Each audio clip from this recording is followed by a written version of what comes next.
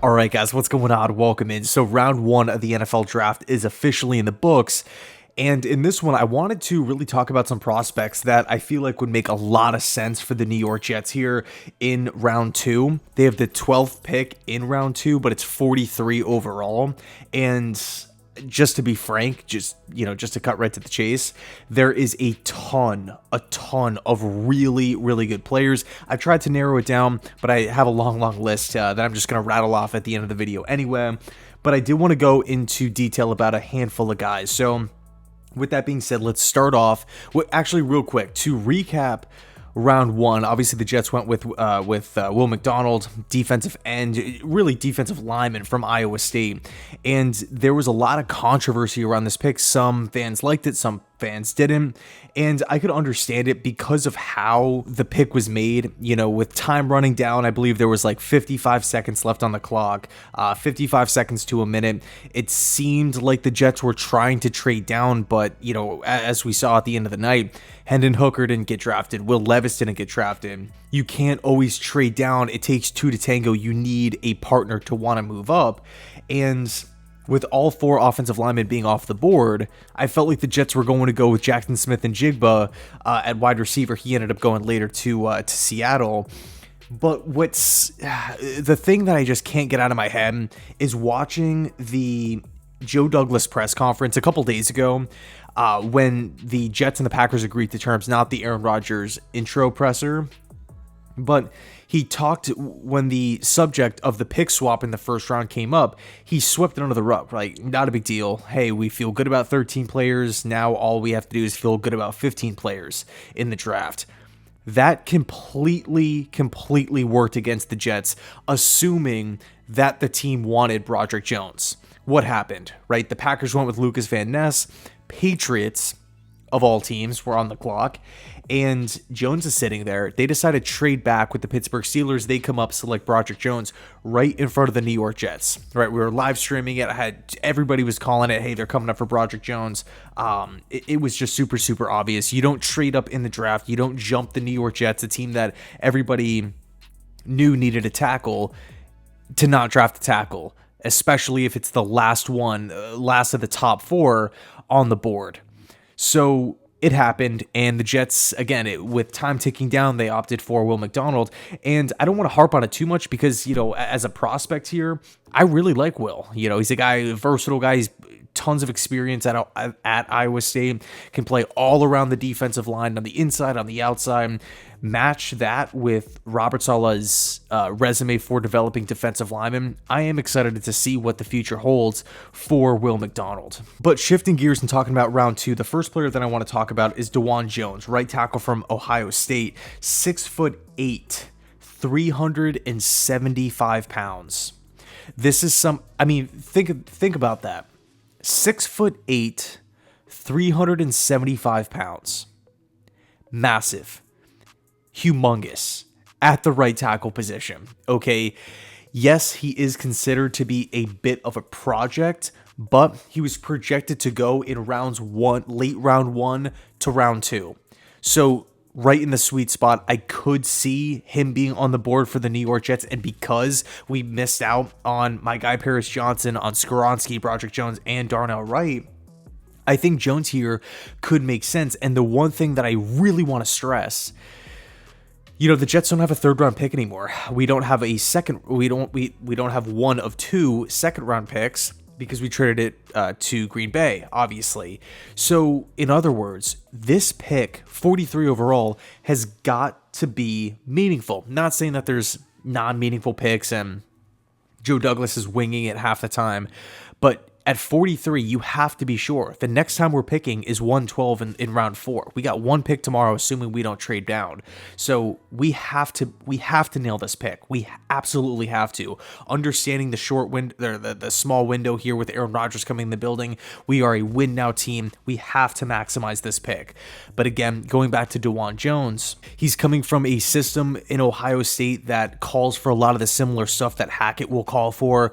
Can you move in space? Can you be quick on your feet? Can you pull well? So Jones would be coming in with a bit of experience in those categories. And this is actually a guy that a lot of people were talking about in last night's stream. a guy who a lot of people were really, really excited about. So again, I know we're picking 12. It's 43 overall, but we're 12 picks deep in round 2.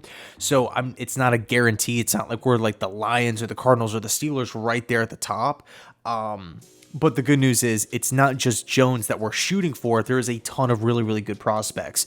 Moving on, Brian Branch, best safety in the draft. I don't want to spend too much time on it because I feel like as Jets fans, we know so much about Branch at this point. It's a guy coming in from Alabama, tons of production in the SEC, best conference in college football. He could line up at multiple positions in the defensive backfield. I really feel like not only do the Jets just need a third developmental safety to kind of build around, but I don't want this to come off the wrong way. I think Branch would come in and immediately be an upgrade over what the Jets currently have on the roster with Clark and Whitehead.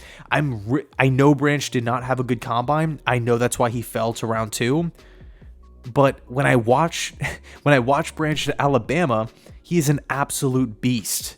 And this is my personal take. I put a lot more value in the actual games that are played on Saturday as opposed to combines and stuff like that. I know that stuff's important. I don't just trash it. But for me, I'm not just going to take a guy off a draft board. I'm not going to write somebody off because he had a bad day at the NFL Combine or a bad pro day. When I watch Brian Branch at Alabama, he flies around, he makes plays, super athletic, and I would frankly love it if the Jets landed him. Next up, Michael Mayer, tight end from Notre Dame. Okay, I know the Jets tight end room right now isn't really a necessity, and, with Joe Douglas deciding to restructure CJ Uzama's contract, restructuring Tyler Conklin's contract, we're kicking the can down the road with both of those guys. Neither guy will get released. Maybe one will get traded if we do decide to take a tight end. But understanding that both of those guys will be here next year and factoring in Jeremy Ruckert on the roster, who was a mid-round pick last year, I don't really think there's a lot of room. But when I'm looking at Michael Mayer, a really, really clean, good prospect. He has a bit of a drop problem, but outside of that, I mean, he's pretty damn good, right? Again, super smooth. He can run routes. He does extremely well in the blocking category, which I really like. And obviously the Jets value that as well from the tight end position. I think Mayer would come in and be the tight end one for the team. He would battle Conklin for those starting snaps. I do think he is a better prospect than Rutger, and he just moves so much better than Uzama at this point. So I think Mayer should be in play. I don't know if it would be like 100% the pick for me. If we didn't have Rutgers or we didn't restructure both contracts to where we're pushing money down the road, I think Mayer would be the guy. But because of this contract situation that the Jets are in, and because we didn't address offensive line, Mayer's probably not my first choice. If I was another team out there, Green Bay, for example, I'm taking Mayer. That's my number one guy. But again, Jets, a little bit of a different situation.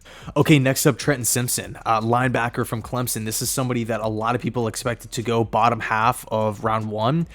Didn't happen. Round 2. Weak side linebacker for the Jets. I think when you watch the energy that he brings on, for that Tigers defense, it's insane. The Jets, you could always, use guys like that. That's just my personal preference.